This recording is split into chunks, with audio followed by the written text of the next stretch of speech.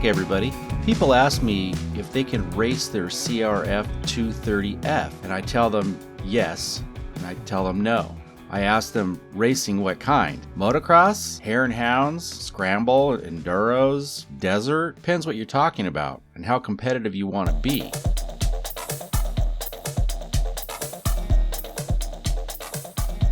The CRF230F, I'll say it again, a high-tech trail bike. I'll call it actually a high-performance trail bike. It does a lot of things well, and in stock condition, it does a lot of things not so well. We've modified the CRF230F to get it in race condition. I got a crazy idea and decided to take this thing, after a lot of modifications, to the Glen Helen World Vet Championships, San Bernardino, California. In conjunction with the World Vet MX Championships, this is also the third year of the World Vet Cup of Nations, which consisted of 3-man teams, 20 teams from 20 different nations. Competitors come from all over the world to compete in this, and there are team races available to join up in, or you can race as an individual. I raced as an individual. It's great to see people from all over the world on these teams competing.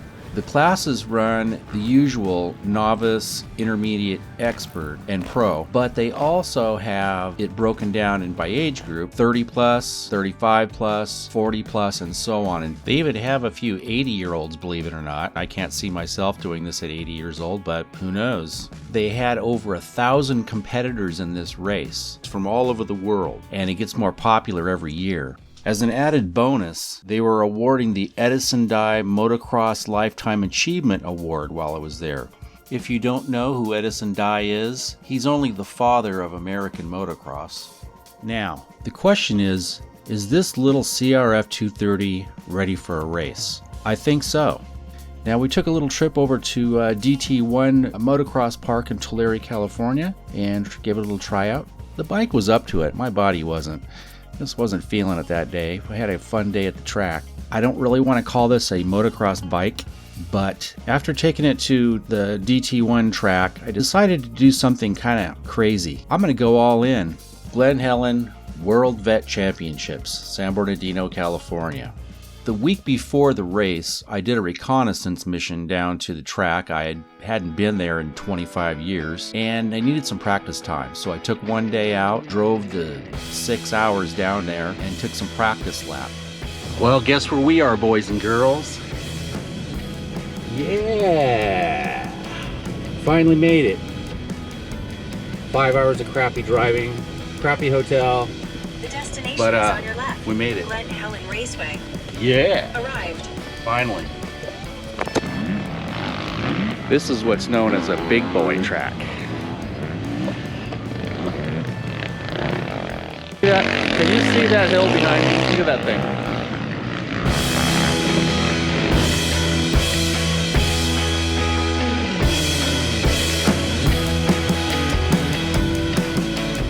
Okay, well, I might have bit off more than I can chew here. I don't know. It's quite possible I've bitten off more than I can chew. But we'll see how the little 230 does out here. It's been a long road to get this thing up to even halfway competitive level. So we're gonna take it out on a real track, Glen Helen. So we'll see how it does. We'll see how I do. My body's not doing too well. Shoulder problems, Achilles heel problems. Back problems, hurt my back, as you know. We're here to do a little practice before the big race. Ooh, I don't know, man.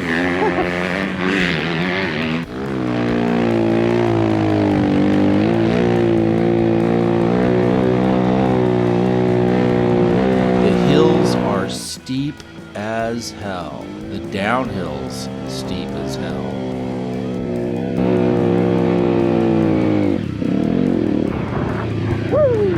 The sand is deep and soft and power robbing.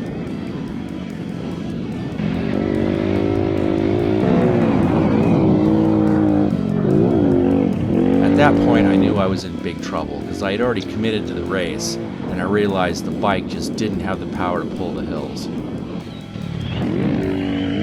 So I was running a 47 tooth sprocket in the rear, 13 in the front. I did have my old 50 tooth sprocket, so I put that one on the back. I really needed a 52 or even 53 tooth to climb these hills. But still, even with the 50 tooth put back on, it still didn't have the power to get up these hills. I knew going into this that I was at a severe disadvantage, not only power-wise, but also technology-wise, racing at 2004 against these newer bikes. As far as engine modifications, pretty mild. A BBR exhaust system, a bigger XL XR250R carburetor, 30mm, opened up the airbox with a uni filter. The flywheel had been machined and lightened, an advanced flywheel keyway, advancing the timing 4 degrees, and 20 pounds of weight reduction. Stock piston, stock valve, stock clutch.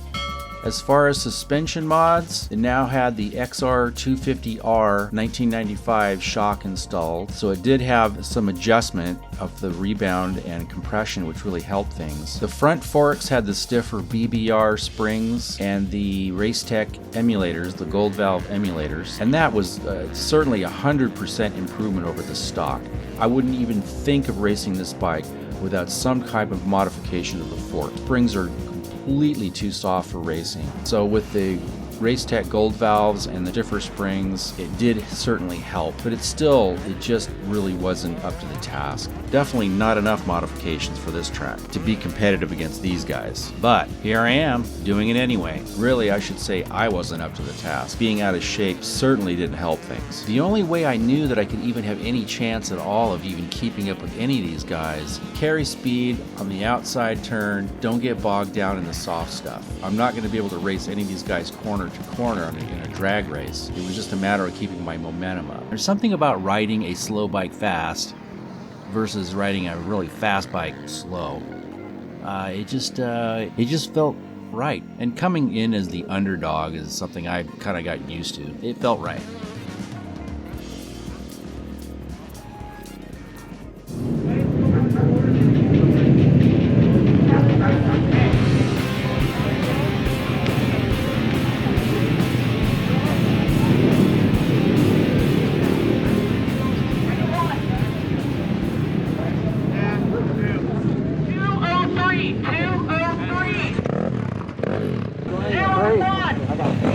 Here. Gate 1. Are you gate 6? Race 6 or 7? 6. 61! 61! There you go. There you go. Good luck.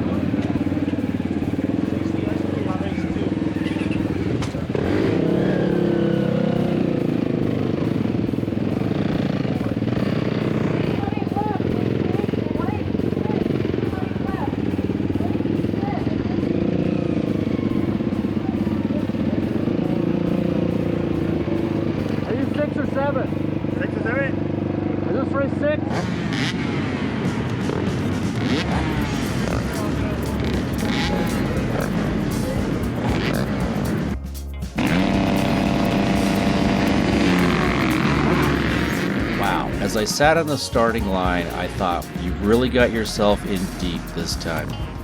But I looked down the line and I saw all these guys my age, a bunch of old farts like me in the 60 and up class. I had 33 competitors, but they were all my age, 60 plus. So I thought, well, why not?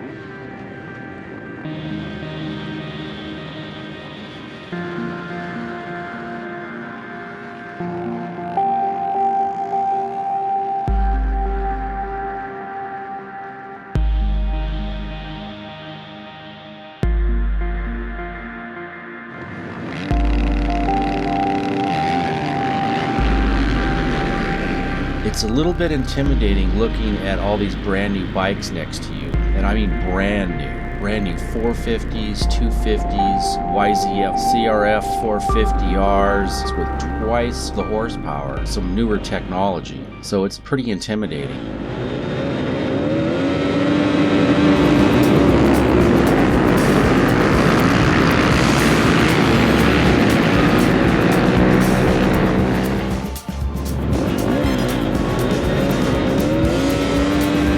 So, as I predicted, I was last place on every start, all 4 motos.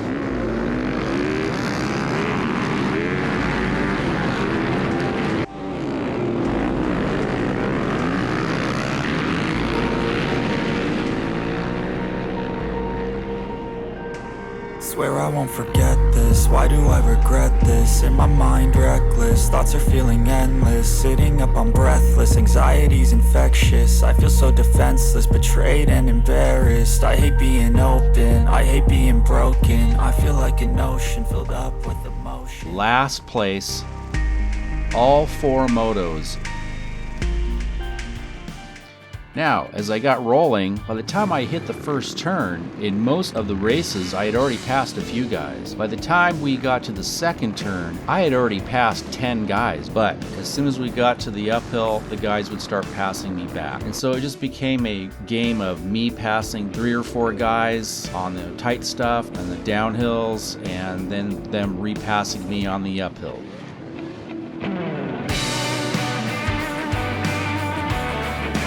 So it kind of went that way for most of the race. About the halfway mark, I realized that I was in fact 61 years old and I was getting really tired and I was out of shape.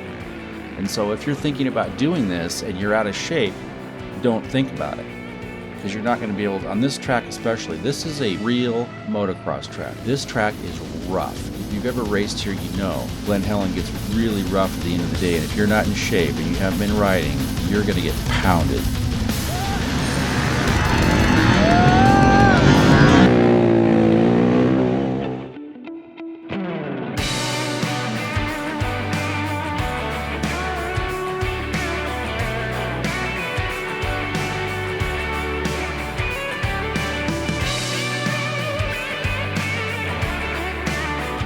Now, the bright spot is I didn't fall all day. So, obviously I wasn't going fast enough, but I managed to hang in there.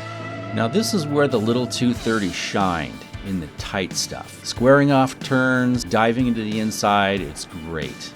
But again, the 450s would just pull away. Even the 250s would just pull away from me exiting the turns. The stock 230 in stock trim weighs 248 pounds, which is heavy for this little bike. Now I knocked 20 pounds off, so now we're down to 228. We're still heavier than your CRF230Rs. So it isn't much of an advantage in braking, especially with a drum brake. But it held its own. There were some guys that seemed a little upset with me for beating them on that little bike. For me to get mid-pack finishes in all 4 motos, 17th, 16th, 15th, and 14th on my last race out of 33. So I was more than happy with a mid-pack finish. It was better than I expected. I didn't fall, I didn't kill myself, I didn't break the bike. The bike performed as well as it could for what it is. So, did I have any fun? Yes. It was a blast. It was so much fun to be around guys my own age racing and just banging it out and banging handlebars. And we all high-fived afterwards, and it was great. And as an added bonus, they were awarding the Edison Dye Motocross Lifetime Achievement Award while I was there. I had the pleasure of seeing Mark Blackwell, who is a leader in the industry, who was receiving the award that year. I got to meet Brock Glover, national champion. Also got to meet Gary Jones, 4-time national champion. Chuck Sun, national champion. As well as some other notable past motocross champions. And I had the pleasure of meeting my longtime hero, Roger DeCoster, 7-time world motocross champion. Now the question, would I go back? Will I be returning? Hell yes, I had a blast. I'll be back. We're going to be going back this time with a big bore 240 high compression piston kit and it's a little bit of porting. We're also going to be installing some CRF150R forks, and that is what will really make a big difference. The shock I'm still debating on. The CRF150R forks will give another 5 pounds of weight reduction, and if I can get another 5 pounds out of my belly, we're talking 10 pounds. That will certainly help things. We're starting to get into a lot of money now, and I don't even want to talk about that part of it. In fact, I don't even want to discuss this with my wife here. But remember, I spent less than $500 to purchase this bike, and so far we've put probably about $2,000 into it. I'll have to get a dollar amount later. And still, it's a pretty reasonable investment to be able to race this thing at this level, and I can't wait to go back. So, subscribe, Keep watching the videos as we get this bike ready to race at Glen Helen for the World Vet Championships again for 2022. This time, shooting for a top 10 finish instead of mid-pack. It can be done. It is doable. It is possible. And I aim to do it. So join me as I return to the World Vet Motocross Championship in the 60+ class at the 18th Annual W World Vet Motocross Championships 2022. Be there.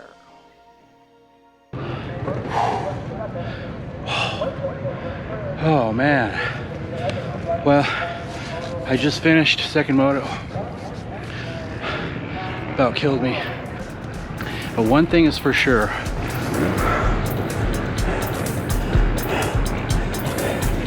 That's right.